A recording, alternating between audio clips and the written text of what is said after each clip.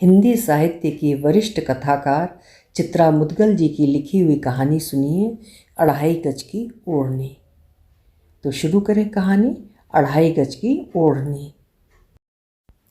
डोंगे में लबालब fruit cream भरकर उसका ढक्कन लगाने से पहले उमा ने प्रिया को गुहार लगाई कि वो रसोई में आकर फ्रूट क्रीम देखकर तनिक अंदाज़ा लगा ले कि एक डोंगा फ्रूट क्रीम से उनकी पिकनिक का काम चल जाएगा, या उमा शेष बची फ्रूट क्रीम मिलाकर उसे किसी बड़े डिब्बे में भरकर पूरी की पूरी उन्हें दे दे।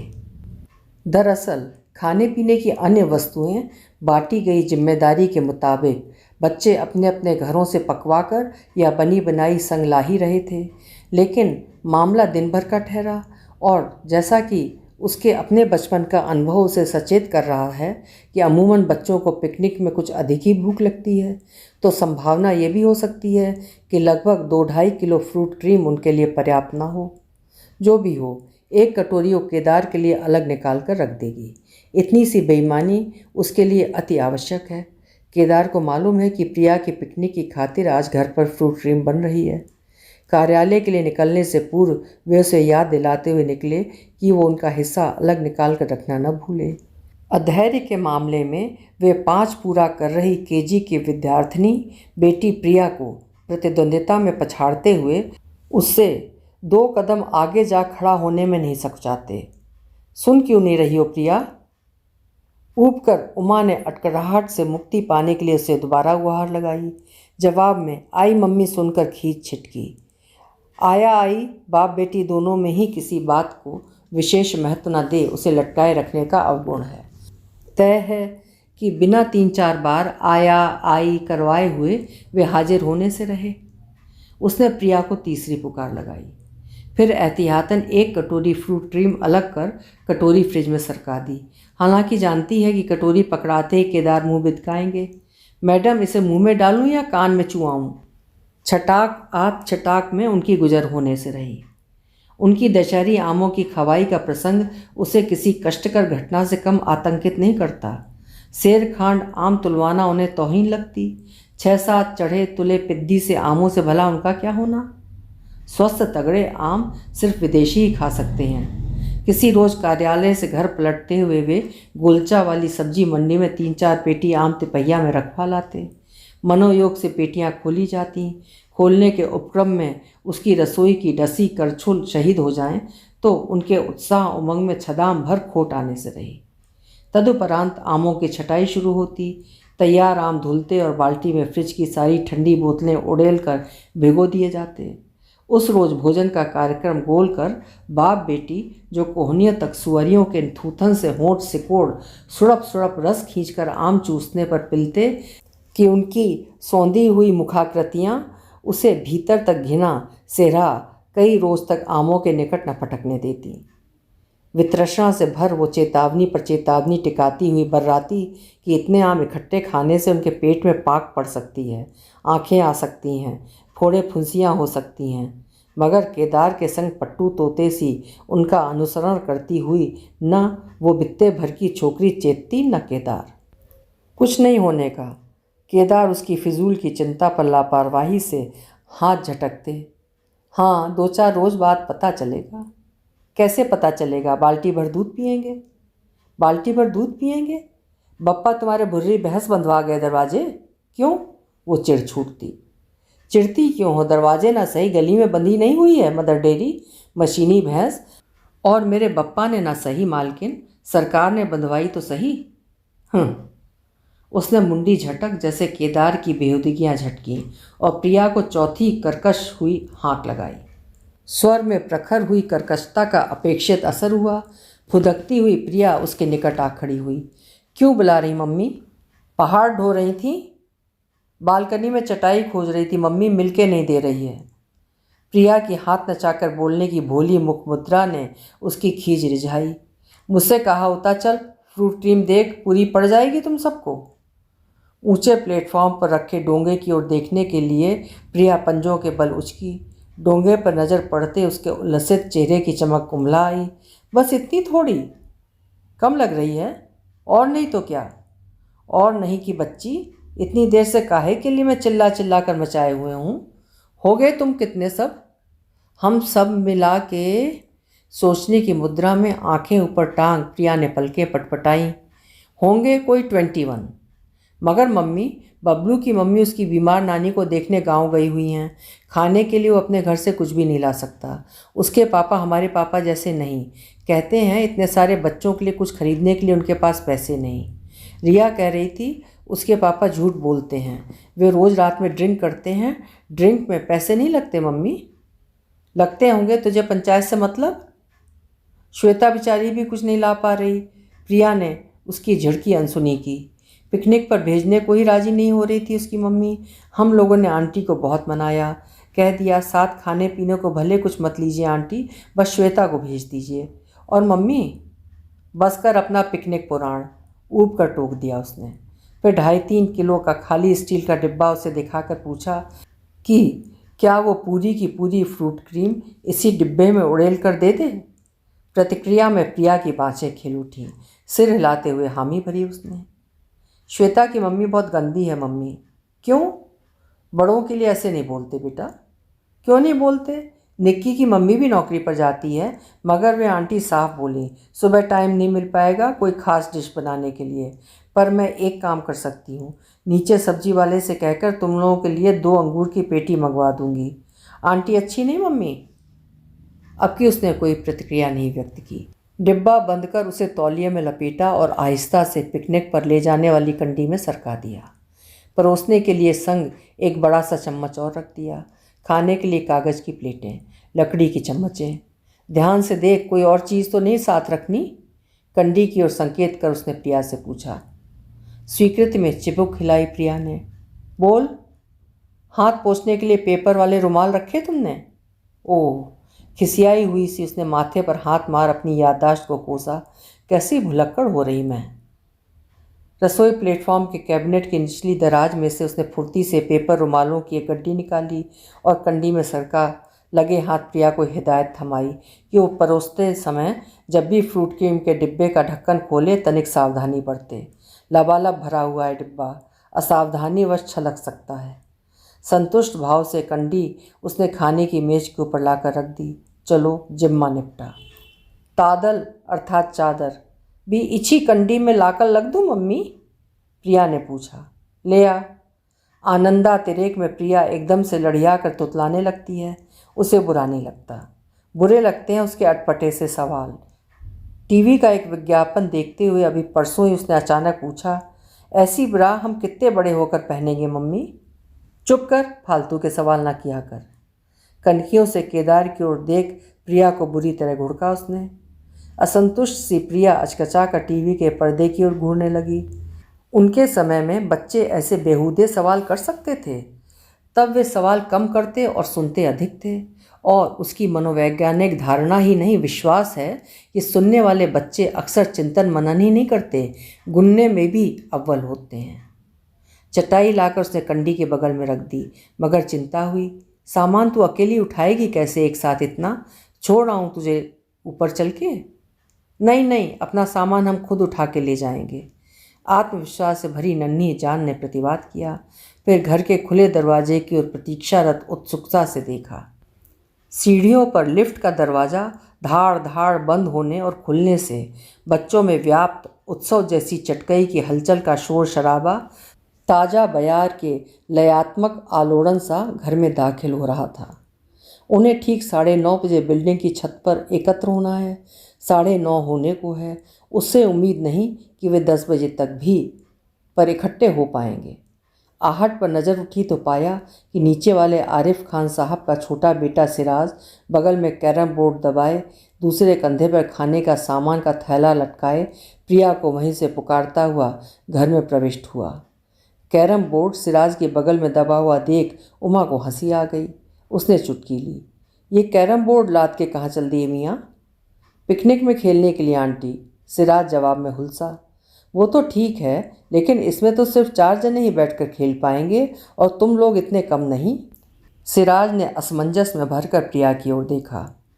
ऊपर से जो खेल तुम घर पर बैठकर खेलते हो वही पिकनिक में जाकर खेलोगे तो पिकनिक का मजा ही क्या रहा?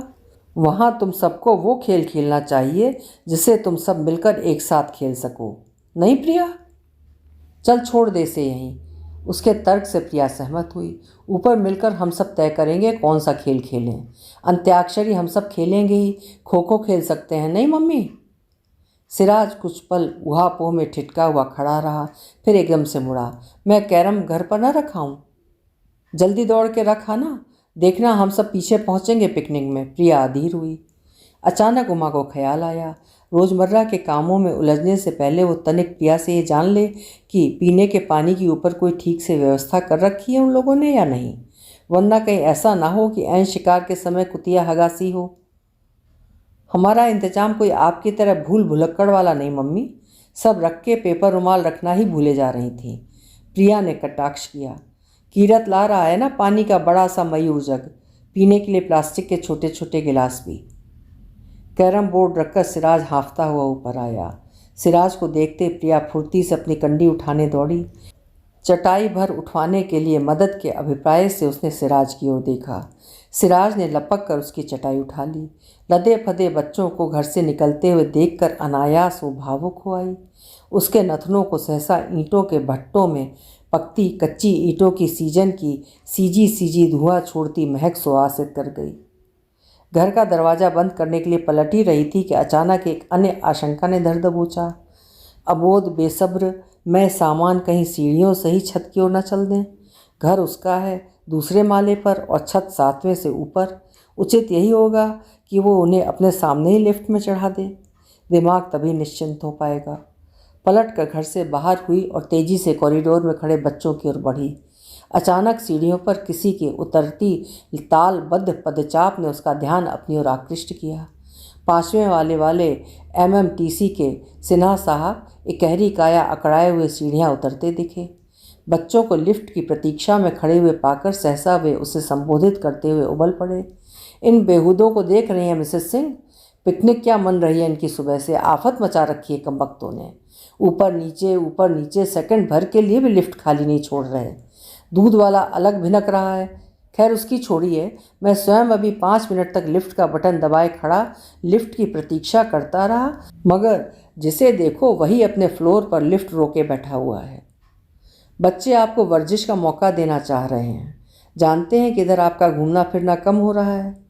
सिन्हा साहब के क्रोध को सहिष्णु बनाने की चेष्टा में चुहल की उसने। वर्जिश की भली कही आपने। सिन्हा साहब उसका चुहल गुटक तैश से भर आए। गठिया का रोगी हूँ, बाई टांग एकदम साथ नहीं दे रही। मेरी छोड़िए, मेरे सामने वाले मेहता साहब एंजाइना के मरीज ठहरे। 4 कदम चलना उनके लिए घातक हो सकता है। उन्हें दौरा पड़ने से इसलिए नहीं रुक सकता मिसेस सिंह कि हमारी सोसाइटी के बच्चे सिर्फ आज भर के लिए पिकनिक मना रहे हैं। वो सिन्हा साहब के विवेकहीन क्रोध से उलझने से बचने की खातिर चुप ही रही। सवाल अनुशासन का है मिसेस सिंह। पिकनिक मनाने से कौन रोक रहा है बच्चों को? ज़रूरत इस बात की है कि कायदे से सब एक जगह इकट्ठे हों और 2-3 खेपों में ऊपर चढ़ उतर लें। एक इन नौनिहालों के बाप भी हैं, घर में मुंह छिपाए बैठे स्टार टीवी देख रहे होंगे। केवल माएँ, उसने भूल सुधारी। सिन्हा साहब भन्नाए हुए से नीचे बढ़ गए। सिन्हा साहब की तकलीफ़ें और तर्क अपनी जगह सही हो सकते हैं, मगर उनकी बदमजगी के मुंह लगना उसे उचित नहीं लगा। सिन्हा साहब के विवादी मिजाज से वो अपरिचित नहीं। संयोग से वे दोनों ही सोसाइटी के कार्यकारिणी समिति के सदस्य हैं। बच्चों के किसी भी कार्यक्रम के प्रति वे कभी उत्साही नहीं होते, चाहे सोसाइटी द्वारा आयोजित खेलकूद हो या दिवाली मेला या फैंसी ड्रेस प्रतियोगिता। उसे उनका स्वभाव कुछ विचित्र ही लगता है। उसकी समझ में नहीं आता कि वे हरदम नाखुश क्यों रहते हैं और हर काम में मीन मेख क्यों निकालते रहते हैं। उन्हें ये भी लगता रहता है कि लोगों में न बातचीत का सलीका रहा और न नागरिक चेतना। ऐसा नहीं कि लोगों की असुविधा उसे समझ में नहीं आ रही। सुबह का समय लोगों के कार्यालय जाने का व्यस्त समय होता है। उतरने चढ़ने की परेशानी स्वाभाविक है, विशेष रूप से ऊपर वालों के लिए। पुरानी इमारत है, उतनी ही पुरानी लिफ्ट, सीखों वाले दरवाजे वाली। असावधानीवश दरवाज़ा बंद होने में ढीला छूट गया तो नीचे लोग लिफ्ट बुलाने के लिए चाहे जितनी घंटियां बजाते रहें, वो मान चढ़ी मेहरिया सी टस से मस नहीं होने की। 24 परिवारों के मध्य एकमात्र लिफ्ट, उसे सोसाइटी की खस्ताहाल लिफ्ट और सिन्हा साहब की अड़ियल मानसिकता में एक रूपता नजर आई। तकरीबन 3-4 बजे उसे जनरल बॉडी की मीटिंग में लिफ्ट बदलवाने के प्रस्ताव पर विचार विमर्श रखवाया कि सदस्य खर्चा उठाने के लिए तैयार हों तो ओटिस वालों से बात की जा सकती है, मगर सदैव की भांति टगड़ी लगाने में माहिर सिन्हा साहब उसकी मरम्मत का पक्ष लेकर आगे बढ़ने ही न देते। केदार उल्टा उसे डपटते, तुम्हें क्या पड़ी, हमारा क्या, 6 साल आए हो रहे दिल्ली में, किसी भी वक्त तबादले का आदेश आ सकता है, अपनी वे जाने। नीचे आती हुई लिफ्ट अचानक चौथे माले पर रुक गई। दरवाज़ा खुला। सामान चढ़ाने की खड़बड़ खड़बड़ से नीचे लटके हुए लिफ्ट के रस्से भूडोल से डोलते नजर आए। दिमाग में एक बात कौंधी, लिफ्ट के सीखचों से वे क्यों ना अपने सामान चढ़ाते हुए साथियों को पुकार कर उनसे अनुरोध करें कि वे लिफ्ट ऊपर ले जाने के बजाय नीचे लाकर उन्हें भी अपने संग ले लें। बच्चों को उसका सुझाव रुचा। वे सीखचों में मुंह दे अपने मित्रों को हाँक लगाने लगे। वही ढाक के 3 पात। घर में दाखिल होते ही जहन में अपनी दिनचर्या का सूचना पट टंग गया। 30 हो रही। दोपहर 3 बजे के बाद उसे सुपरमार्केट का चक्कर लगाना होगा। पहली को सामान भराने का अर्थ होता दुकान से सड़क पार तक लंबाती पंक्ति का पसीना निचोड़ते हुए कभी दाईं तो कभी बाईं टांग पर अपना भार ढोते वैतरणी पार करने की बाध्यता अनुभव करना। उसे अक्सर लगता कि दिल्ली की आबादी बढ़ने की रफ्तार अगर इसी भांति स्पुतनिक पर सवारी साधे रही तो सुपर बाजार की पंक्तियां उसे हरियाणा, राजस्थान और उत्तर प्रदेश की सीमा लांघती नजर आएंगी और उन पंक्तियों में लगने के लिए उन्हें टैक्सियों में जाना होगा और टैक्सियों में बैठे हुए ही अपनी बारी आने की प्रतीक्षा करनी होगी। केदार की दुरात्मा में यदा कदा आंधी के नायक संजीव कुमार की पुण्यात्मा प्रविष्ट कर जाती और वे अचानक चोला बदल उसके लिए सहयोगी साझीदार पति में परिवर्तित हो उठते। उसकी कठिनाई को महसूस करते हुए उन्होंने ही एक रोज़ उदार हो सुझाव दिया कि क्यों वो पहली तारीख की मारामारी में गर्क होने को दुबलाती रहती है, क्यों नहीं बैंक से अग्रिम रुपए निकाल उस जहालत से बचने की खातिर पहली से पहले राशन पानी भर लेती। शुरू में अपनी चिरकुटी मनोवृत्ति के चलते एक ही संकोच हुआ उसे कि वो मामूली सी सहूलियत के लिए बचत के पैसे खर्च किए डाल रही है। फिर अपनी फोकल बुद्धि पर तरस आया कि माना कि गणित उसका सदैव कमज़ोर रहा, लेकिन ये सवाल बहुत मामूली है कि जो कुछ खर्च हो रहा है उसे पहली के बाद जमा भी तो कराया जा सकता है। केबल पर 11 बजे आंधी फिल्म दिखा रहे थे। केदार से कहती भी है वो कि अपने अब तक के जीवन में उम्र बताना ज़रूरी नहीं है। उसे 4 फिल्में सबसे अधिक पसंद आईं, जिन्हें वो हर दिन तो नहीं लगभग हर हफ्ते अवश्य देख सकती है, और उनके नाम हैं आंधी, अमर प्रेम, अभिमान और आनंद। केदार चुटकी लेते, अ से तुम्हारी आशनाई का राज मैडम। कपड़े कोहनी से लटकाए हुए स्नान घर में घुसने की हुई कि ठीक उसी क्षण घर की घंटी बजी। अड़ोसन पड़ोसन नहीं हो सकती, केवल एक वही नहीं देखती, निश्चित ही प्रिया होगी, उसे पॉटी आई होगी। पट्टी को एक ही बुरी आदत है, पाखाने में घुसने से घबराती है। अनुमान गलत नहीं निकला। दरवाजे में प्रिया और कीरत खड़े मिले, मगर उसकी अपेक्षा के विपरीत प्रिया उसे बगल से हटाती हुई तीर की भांति पाखाने की ओर नहीं दौड़ी। उसे उसकी गोटे और मुकेश लगी ओढ़नी चाहिए थी, वही ओढ़नी जिसे करवा चौथ की व्रत की रात ओढ़कर वो चंद्रमा को अर्घ्य देने छत पर पानी की टंकी के ऊपर चढ़ती। सुनते ही वो पशुपेश में पड़ गई। ओढ़नी निकालने की खातिर उसे पुराने कपड़ों वाला ट्रंक खोलना होगा। पुराने कपड़ों वाला ट्रंक बर्तन भांडों वाले ट्रंक के नीचे दबा रखा हुआ है। बर्तनों वाला ट्रंक उठाना तो क्या, उसे तिलभर अपनी जगह से खिसकाना भी उसके बूते का नहीं। ज़रूरत पड़ने पर यह काम वो केदार से ही करवाती है। इतने भारी भरकम ट्रंक बनवाकर वास्तव में वह पछता रही है, लेकिन सच यही है कि तबादलों के चक्कर में सामान की सुरक्षा की दृष्टि से उसने भारी भरकम ट्रंक विशेष रूप से बनवाए थे। प्रिया जिद पर अड़ी रही। बदले में उसे कोई अन्य सादी ओढ़नी नहीं चलेगी, उसे वही ओढ़नी चाहिए। प्रिया के हट ने झिकाया, मामला क्या है, कोई सादी ओढ़नी क्यों नहीं चलेगी? क्यों बताएं अभी से? रहस्य बनाए रखने की मंशा से प्रिया इठलाई। उसकी असहिष्णुता सिर उठाती हुई रोष में परिवर्तित होने लगी। वही ओढ़नी चाहिए थी तो सुबह पापा के घर पर होते हुए तुमने क्यों नहीं निकलवाई ओढ़नी? बोर ना कीजिए मम्मी। कीरत के सामने उसके रूखे व्यवहार से क्षुब्ध हुई प्रिया कटु हो आई। सुबह कैसे बता देते? सुबह हमारा खेलने का प्रोग्राम बना हुआ था। अब हम लोग गुड्डे गुड़िया का खेल खेलने जा रहे हैं आंटी। विवाद से बचने के लिए कीरत ने फौरन स्पष्टीकरण देना मुनासिब समझा। जवाब सुनकर उमा अचानक टूटी मटकी सी बह गई। अपने बचपन की स्मृतियां तरल होने लगीं। सावन के महीने में वे भी अपनी दादी से पुरानी चिंदियाँ मांग जोड़ गुड्डे गुड़ियाँ बनाया करते और सखियों के संग समधी समधिन बनकर धूमधाम से उनका ब्याह रचाया करते थे। बिला गया गुड्डे गुड़िया का खेल। कहाँ खेलते हैं बच्चे।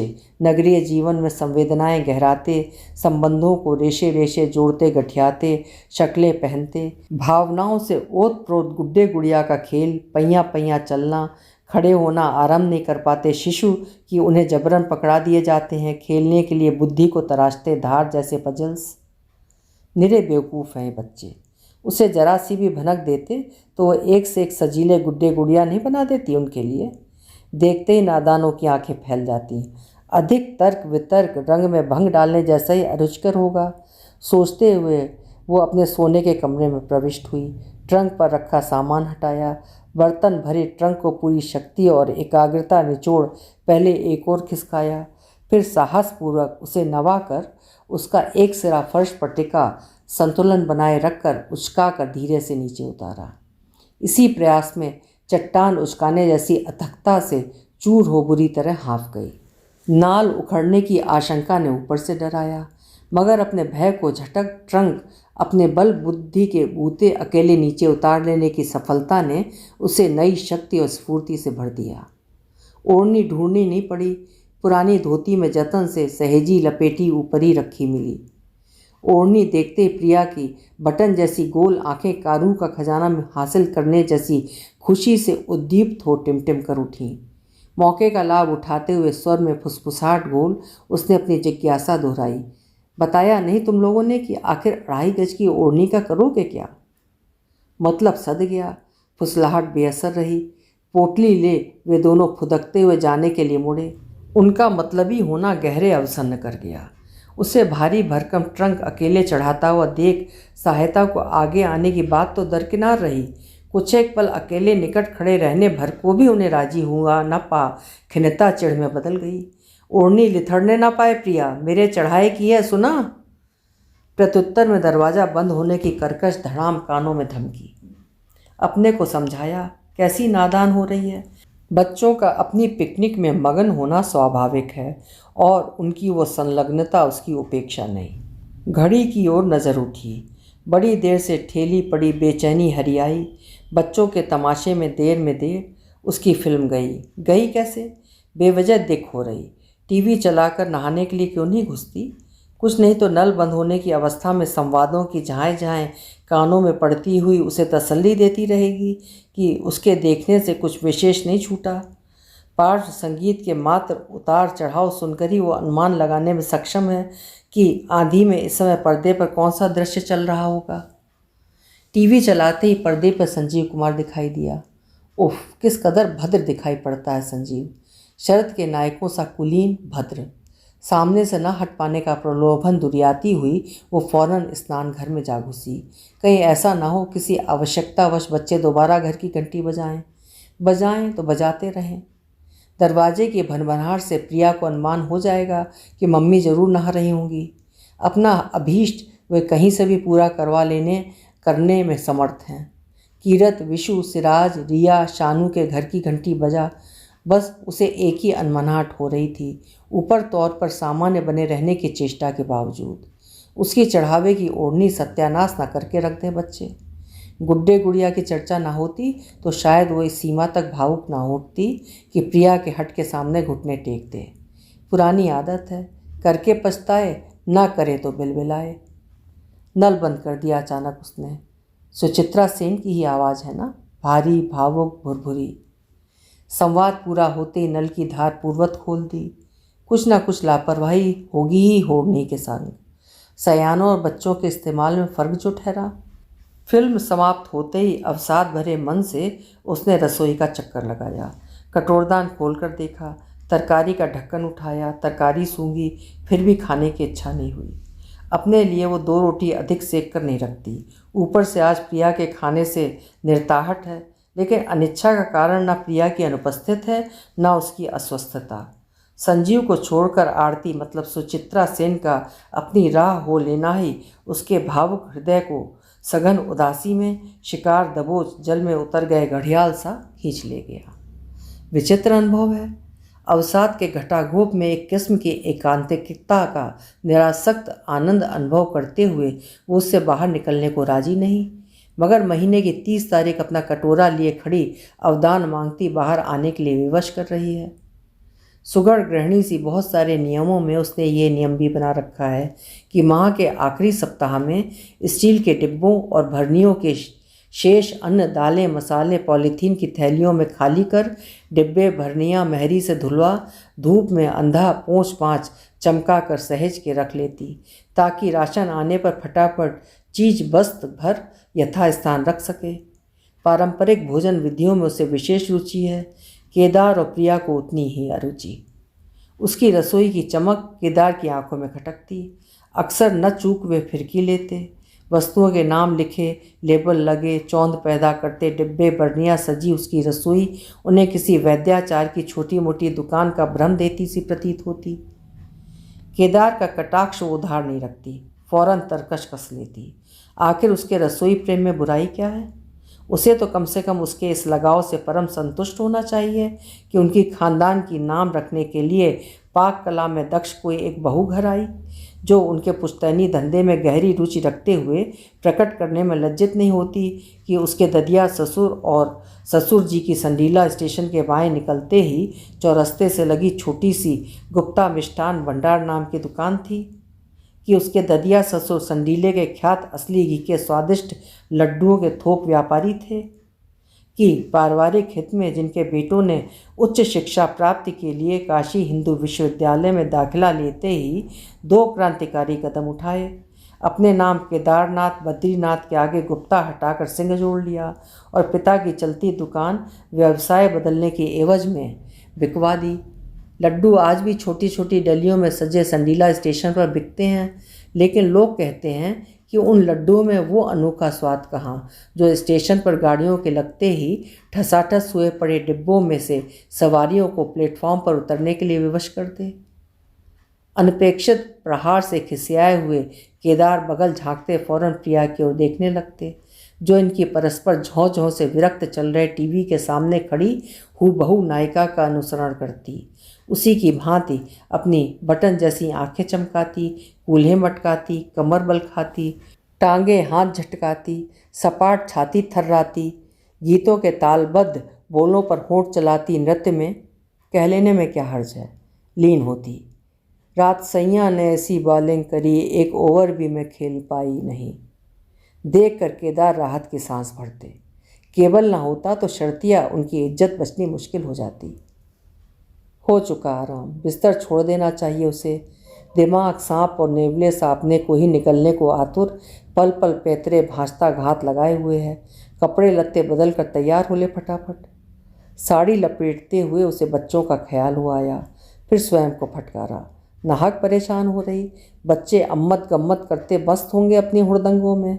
पानी की टंकी पर न चढ़ने, मुंडेर पर न लटकने आदि आदि चेतावनियाँ उनका कार्यक्रम बनते ही पिलानी शुरू कर दी थी उसने।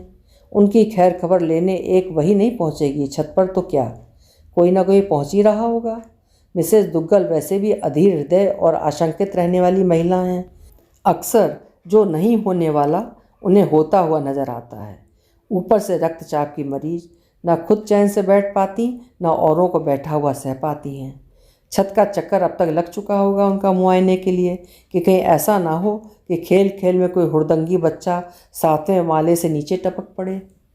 होने को ये भी हो सकता है कि सभी महतारियाँ एक दूसरे के विषय में यही सोच रही हों और पूरी दोपहरी केबल से चिपकी उसी की भांति आंधी देखने में लगी हों। उसे गृहस्थनों के छद्म पर बेआवाज़ हंसी आई। केबल से दिन रात गुड़ से चिपके चीटों की भांति चिपकी रहने वाली यही गृहस्थनें मतलब चुड़ैलें सोसाइटी द्वारा भेजे गए परिपत्र में केबल कनेक्शन लगवाने पर केबल ऑपरेटरों द्वारा प्रस्तावित सामूहिक छूट के लाभ के मुद्दे पर कैसे बोरिया बिस्तर बांध कर पिली थी उस पर।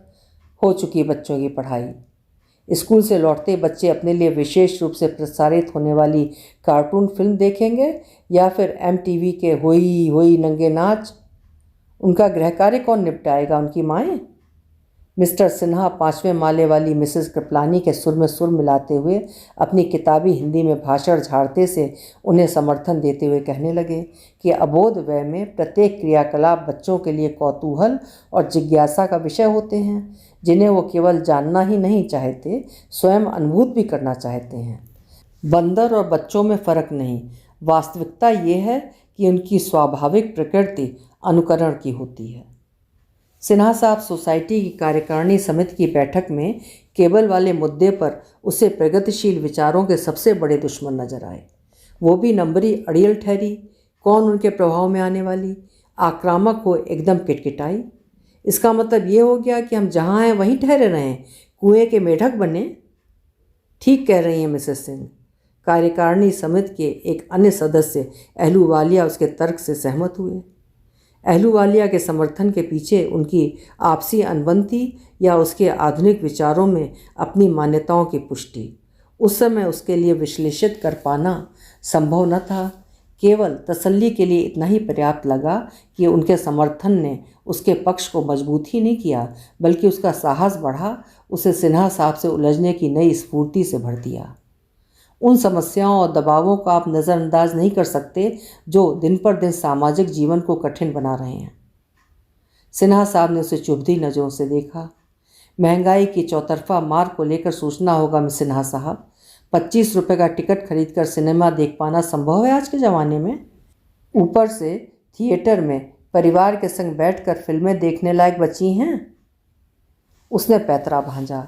आप कह सकते हैं फिल्में देखनी ज़रूरी है मनोरंजन के लिए, तो साहब मुझे लगता है कि जटिल बेस्वाद सामाजिक जीवन में मनोरंजन के लिए मनचाही सुविधा और साधन उपलब्ध ही कहाँ हैं लोगों के पास कि वे विदेशों की भांति हर शनिवार वीकेंड मनाने ऊटी और कोवलन बीच निकल जाया करें। क्यों अहलूवालिया जी? गलत नहीं। जोश ने ठाटे मारते हुए नितई टोपी अगवा ली। हद कर रहे हैं सिन्हा साहब। 21वीं सदी में प्रवेश कर रहे बच्चों को गुलेल और गुल्ली डंडा के युग में लौटा ले जाने का हट कर रहे हैं। हर्जा नहीं, मगर फिर अपने नाती पोतों को आप क्रिकेट बल्ले और टेनिस रैकेट क्यों लाकर पकड़ा रहे हैं?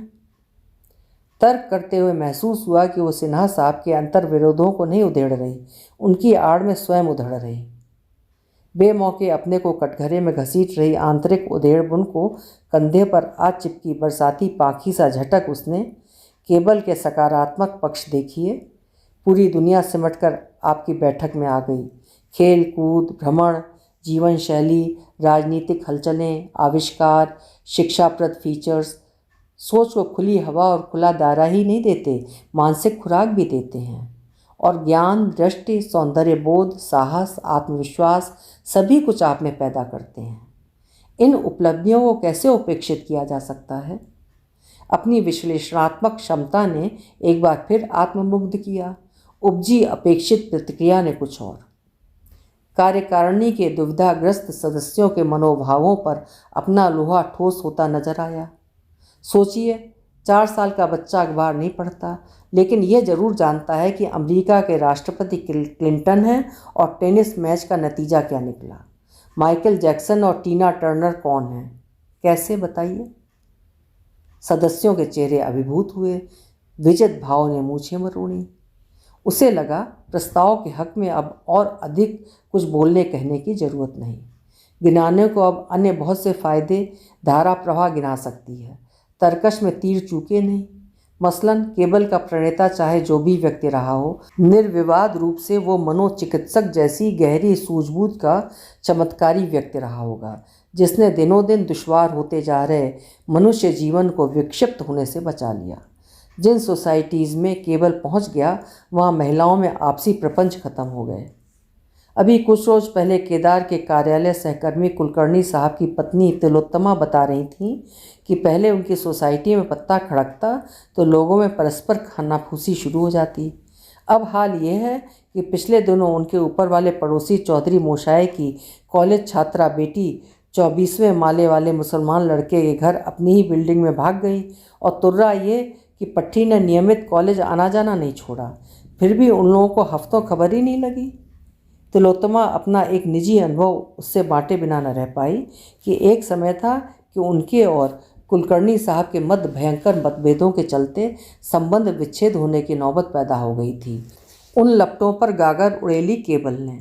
सोचो, दिन में 3-3 फिल्में देखने में व्यस्त दिमाग को आपसी कड़वाहटों को लेकर सोचने, झींकने, तनावग्रस्त होने की फुर्सती कहाँ रह गई उमा।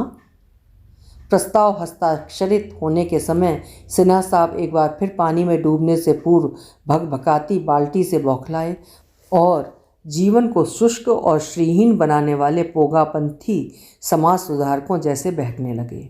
वो मोर्चे पर पुनः आ डटी और उनकी अनर्गल दुश्चिंताओं को खच खच काटती हुई तर्क देने लगी। समाज के लिए जो कुछ असंस्कारी है, अश्लील है, अहितकर है, उसका हम डटकर विरोध करेंगे और उसे बदलेंगे। चिंता क्यों करते हैं? बदल चुके। मिस्टर सिन्हा ने उसकी बड़बस्ती से चिढ़कर घृणा से होंठ से कोड़े। नए के प्रति आकर्षण स्वाभाविक है, दुश्मनी हमारी भी नहीं, लेकिन सच्चाई कड़वी है मिसेस सिंह। नए को हम आने तो देते हैं, मगर उससे अगले नए से अभिभूत होकर एक तरह से एक नशे से ऊब कर दूसरे का मजा चखने को लालायित हो, हम उस दुष्चक्र का हिस्सा हो उसे व्यसन बना लेते हैं। विरोध की फुर्सती कहाँ होती है? कुछ नहीं हो सकता। उन्हें समस्या बोने काटने की बीमारी है, वो छूत खत्म नहीं होने की। सन की बुढ़े की शिकायतें बदस्तूर जारी हैं। मिस्टर सिन्हा आजकल सोसाइटी में व्याप्त अव्यवस्था से असंतुष्ट हो रहे हैं। उन्हें लग रहा है कि इसके लिए सरासर सोसाइटी की कार्यकारिणी के गैर जिम्मेदार सदस्य दोषी हैं। वे परस्पर मिलते हैं तो केवल मीटिंगों में मिलते हैं और मीटिंगें करने भर के लिए मिलते हैं। नतीजतन माली की बीवी अक्सर बीमार रहती है, प्लम्बर का अल्सर फूटते फूटते बचता है, बिजली वाले की हर तीसरे रोज कमर उतर जाती है। जिसे देखो हरामखोरी करने पर तुला हुआ है। सोसाइटी का बगीचा अब इस लायक नहीं रहा कि वहाँ सुबह की हवाखोरी निर्भय होकर हो सके। बढ़ी हुई बेतरतीब घास उन्हें सर्प बिच्छुओं की शरण स्थली बनी नजर आती। सीढ़ियों के लट्टू जब देखो तब फ्यूज। लोग घरों से बाहर निकले तब न दिखाई दे उन्हें सीढ़ियों का अंधेरा। जब उन्हें नहीं कुछ दिखाई सुनाई देता तो आखिर बिजली वाले को क्या पड़ी अंधेरा दूर करने की। सुबह कैसे वे बेमुरव्वत हो बच्चों की पिकनिक पर मिनक उठे। खली लोग उसे कतई पसंद नहीं, उसे क्या किसी को भी नहीं। बूढ़े लोग केवल उसे अपनी दादी जैसे प्रिय होते हैं, जो पूरी तरह से बहुरियों को सत्ता सौंप नाती पोतों के संग हिल मिल हुड़दंग मचाती उन्हीं में से एक छीना हो उठती थी। खाद्य वस्तुओं की सूची और नकद पर्स के हवाले करते हुए उसके मन में दोबारा इस विचार ने सिर उठाया कि घर से निकलते वो छत का एक चक्कर मार ले। प्रिया को सूचित भी कर देगी कि वो 1.25 घंटे के लिए जरा सुपर बाजार होकर आ रही है। सूचित करना कोई ज़रूरी नहीं, मगर हर्ज कोई नहीं। वैसे भी उनकी पिकनिक शाम 6-7 बजे से पहले समाप्त होने वाली नहीं। कार्यक्रम बनाते हुए बच्चों ने पहले ही घोषणा कर दी थी कि वे दिया बत्ती से पूर्व नीचे उतर कर आने से रहे। गर्मियों के दिन हैं, 7 से पहले अंधेरा वैसे भी नहीं होता। संभावना ये भी हो सकती है कि वे 7 तक भी नीचे ना उतरें और अंत में उन्हीं लोगों को छत पर पहुंचकर उन्हें धर पकड़ कर नीचे लाना पड़े। पिछले मंगल को कीरत और विशु ने सोसाइटी की कार्यकारिणी की सदस्य होने के नाते उससे अनुरोध किया था कि वो छत पर उनकी पिकनिक का ख्याल कर एक आध लट्टू लगवा दें, ताकि अंधेरा गिरने पर उन्हें अपने तंबू तंगाड़ा उखाड़ने में अड़चन ना हो। उसने बिजली वाले राम प्रसाद से कहकर लिफ्ट की गुमटी से डंडा बंधवा 2 लट्टू लटकवा दिए थे, इस चेतावनी के साथ कि लट्टू लगवाने का अर्थ ये हरगिज़ नहीं कि उन्हें देर रात तक पिकनिक मनाने की छूट हासिल हो गई। दरअसल ऐसा कहते हुए कहाँ उसके भीतर हल्का अपराध बोध हुआ। वैसे भी दिल्ली में छोटे बच्चे गर्मियों की छुट्टियों में अभिभावकों के संग कहीं सैर सपाटे पर न निकल पाएँ तो उनका घर से बाहर निकल पाना संभव नहीं होता। लू लपट के भय से घरों में बंद कूलर की तरावट में कैद केबल से चिपके हुए ही उनकी लगभग पूरी छुट्टियां समाप्त हो जाती हैं। शाम को कुछ देर के लिए वे नीचे उतरते अवश्य, लेकिन अधिक समय मिल बैठकर परस्पर खेल नहीं पाते हैं। सोसाइटी की टेनिस की मेजें, झूले, धसर घुंडी सब खाली पड़े रहते हैं, क्योंकि छुट्टियों के गृह कार्य की चिंता के साथ साथ उन्हें अपने मनपसंद धारावाहिक भी देखने होते। इन परिस्थितियों में जब उन्हें कहीं सैर सपाटे के लिए बाहर ले जाना मुमकिन नहीं, तो फिर उनके मनोरंजन का ले देकर एकमात्र साधन टीवी ही बचता। उन्हें कंठस्थ हो गया है कि किस दिन किस समय कौन सा धारावाहिक किस चैनल पर आने वाला है। उसे कोई कार्यक्रम याद ही नहीं रहता, प्रिया ही उसे याद दिलाती।